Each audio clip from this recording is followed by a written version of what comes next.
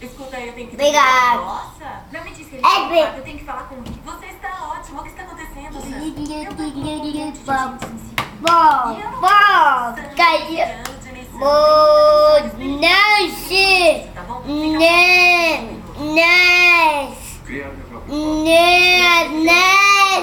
A sua filha tá pedindo Não, recurso de segurança não, pública, ela está muito não vou dizer. Não. Pode. Não. Eu tô bem. Vamos convidar a imprensa. Eu Isso não. não é um bom momento. Tá bom. Diz pra ele que eu vou parar de estudar e virar chefe de torcida. Até que o salário é bom. Sim, mas eu... Existe um presidente para ser precisa. Eu recomendo passar de 4 a 6 agentes por turno. Mantenha a segurança no corredor, mas não dentro da sala. Segurança está muito difícil. Não. Está bem, eu já volto.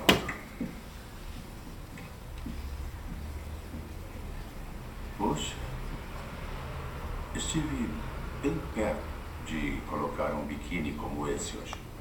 Pai, se você quer que sua filha faça algum amigo, precisa mudar algumas coisas.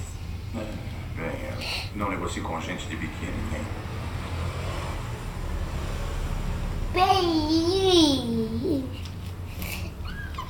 Pai, não custa nada a equipe de segurança se disfarçar e se misturarem e eles usarem blusão. Sam, quero que preste atenção. Um terno azul escuro, com blusão, fica horroroso. Não dá pra não cuidar de você. Eles precisam ficar com você. Não.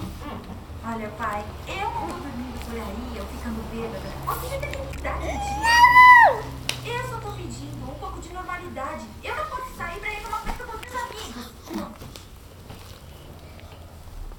Não posso.